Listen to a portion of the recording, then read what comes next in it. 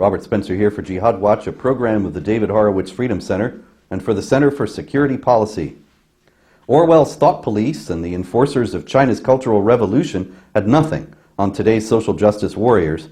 One of their latest targets for self-recrimination and re-education is CJ Nitkowski, a former Major League Baseball pitcher and now a broadcaster for the Texas Rangers.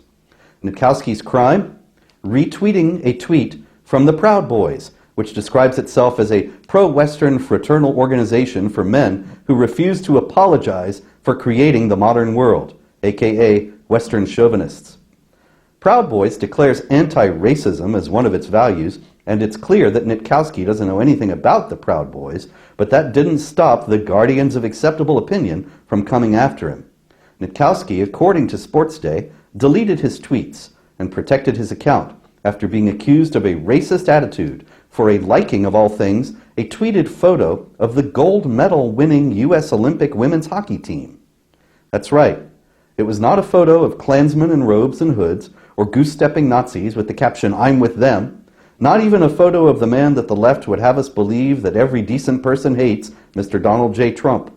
No, it was a photo of the gold medal winning U.S. Olympic women's hockey team.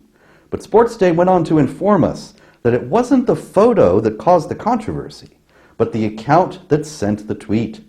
The account, Proud Boys USA, has been labeled an extremist group by the Southern Poverty Law Center. Even worse, they went on to say that the photo in question shows the team celebrating its win with an unidentified team member circled in red in the picture, making a circular sign with 2 fingers and 3 others extended. In sports, the sign is often considered an inside gotcha joke, but it's also similar to one associated with the white power movement. Now, what is the symbol associated with the white power movement?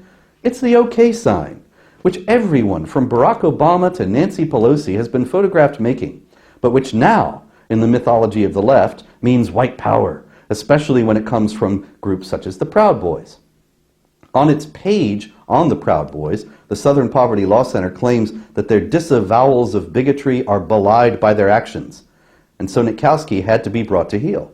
Never mind that the SPLC is notorious for defaming legitimate individuals and groups by lumping them in with the likes of the neo-Nazis and the KKK. Never mind that the SPLC refuses to list Antifa, a genuine and violent hate group, on its hate group list, which is notably short of leftist organizations. Never mind that clearly the SPLC itself is a far-left hate group dedicated to destroying legitimate conservative organizations. As far as the establishment media is concerned, it's a reliable source, and so Nitkowski had to answer to the thought police. Blindsided by all this, Nitkowski obliged.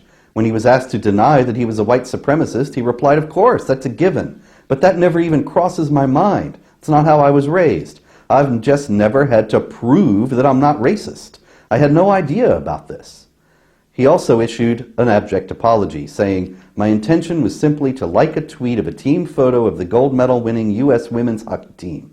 I did not know the group that posted the photo takes positions on some issues that are offensive to me and others. I don't endorse the group and have unfollowed the account.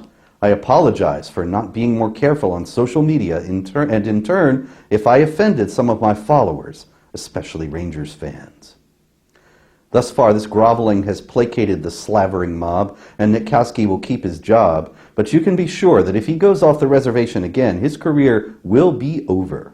Mass hysteria has gripped the public sphere many times in history. The best analogy for what the left is doing today is the Salem witch trials. The Proud Boys are witches, as are all those who dissent from the leftist agenda, and they must be shunned by all decent people.